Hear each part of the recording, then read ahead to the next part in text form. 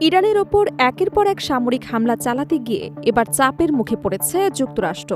দীর্ঘমেয়াদী এই সংঘাতে দ্রুত কমে আসছে দেশটির অস্ত্রের মজুদ, আর সেই চাপ পড়তে শুরু করেছে অর্থনীতিতেও। একই সময়ে তেলের কৌশলগত রিজার্ভেও নেমে এসেছে কয়েক দশকের সর্বনিম্ন পর্যায়ে, এমনও দাবি সামনে এসেছে। এটা দ্বারা প্রমাণ হচ্ছে যে একটি যুদ্ধ শুধু যুদ্ধক্ষেত্রেই নয়, জিততে হয় অস্ত্রের ভাণ্ডার, জ্বালানির মজুদ এবং অর্থনৈতিক সক্ষমতার লড়াইয়েও। এখন প্রশ্ন উঠছে, ইরানের সঙ্গে এই সংঘাতে প্রকৃত চাপের মুখে কে, যুক্তরাষ্ট্র নাকি এর প্রভাব পড়তে যাচ্ছে পুরো বিশ্ব ব্যবস্থার ওপর? ইরানের সঙ্গে চলমান সংঘাত ঘিরে যুক্তরাষ্ট্রের সামরিক সক্ষমতা এবং অর্থনৈতিক অবস্থান নিয়ে নতুন করে আলোচনা শুরু হয়েছে। একাধিক মার্কিন সংবাদ মাধ্যমের প্রতিবেদনে বলা হয়েছে, দীর্ঘদিন ধরে চলা সামরিক অভিযানের ফলে যুক্তরাষ্ট্রের কিছু গুরুত্বপূর্ণ অস্ত্রের মজুদ দ্রুত কমে আসছে। বিশেষ করে ড্রোন, ক্ষেপণাস্ত্র এবং আকাশ প্রতিরক্ষা ব্যবস্থার সরঞ্জাম নিয়ে উদ্বেগ বাড়ছে বলে বিশ্লেষকদের মন্তব্য। প্রতিবেদনগুলোতে আরও দাবি করা হয়েছে, বর্তমান পরিস্থিতি অব্যাহত থাকলে যুক্তরাষ্ট্রের জন্য দীর্ঘমেয়াদে একই মাত্রায় সামরিক অভিযান চালিয়ে যাওয়া কঠিন হয়ে পড়তে পারে। এ বিষয়ে দেশটির প্রতিরক্ষা দপ্তর পেন্টাগনও হোয়াইট হাউসকে সতর্ক করে বলেছে, বিভিন্ন সূত্রে উল্লেখ করেছে। যদিও এসব দাবির বিষয়ে মার্কিন প্রশাসনের আনুষ্ঠানিক অবস্থান এখনও স্পষ্ট নয়। অন্যদিকে যুক্তরাষ্ট্রের জ্বালানি মজুদ নিয়েও উদ্বেগ প্রকাশ করা হয়েছে।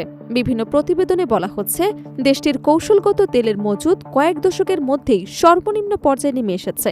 বিশ্লেষকদের মতে, যুদ্ধ দীর্ঘায়িত হলে এবং মধ্যপ্রাচ্য থেকে জ্বালানির সরবরাহ আরও ব্যাহত হলে পরিস্থিতি আরও জটিল হতে পারে। বিশেষ করে হরমুজ প্রণালীতে উত্তেজনা অব্যাহত থাকায় বৈশ্বিক জ্বালানি বাজারেও অস্থিরতা বাড়ছে। এদিকে সংঘাতের ময়দানেও উত্তেজনা কমেনি। ইরানের অভিযোগ, তাদের শর্ত উপেক্ষা করে হরমুজ প্রণালী অতিক্রম করা একটি বাণিজ্যিক জাহাজে হামলার পর যুক্তরাষ্ট্র পাল্টা অভিযান চালায়। মার্কিন সেন্টকম ইরানের বিভিন্ন সামরিক এবং বেসামরিক স্থাপনায় হামলা চালিয়েছে বলে জানানো হয়েছে। এতে তেহরানের সীমান্তবর্তী কিছু এলাকায় ব্যাপক ক্ষয়ক্ষতির খবর এসেছে। জবাবে ইরানের Islamic Revolutionary Guard Corps, Jordan এবং বাহরাইনের বিভিন্ন লক্ষ্যবস্তুতে ক্ষেপণাস্ত্র এবং ড্রোন হামলা অব্যাহত রেখেছে বলে দাবি করা হয়েছে।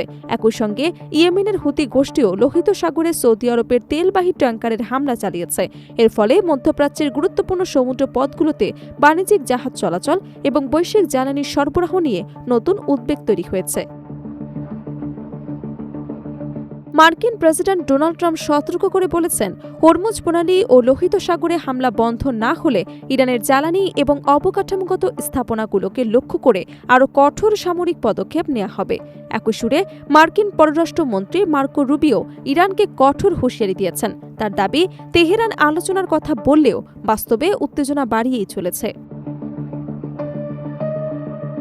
সব মিলিয়ে মধ্যপ্রাচ্যের সংঘাত আর শুধু যুক্তরাষ্ট্র এবং ইরানের মধ্যে সীমাবদ্ধ নেই।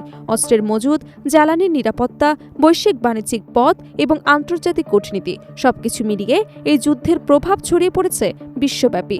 ফলে সামনের দিনগুলোতে সামরিক সংঘাতের পাশাপাশি কূটনৈতিক এবং অর্থনৈতিক লড়াই কোন দিকে মোড় নেয়, সেটি এখন আন্তর্জাতিক রাজনীতির সবচেয়ে বড় প্রশ্ন।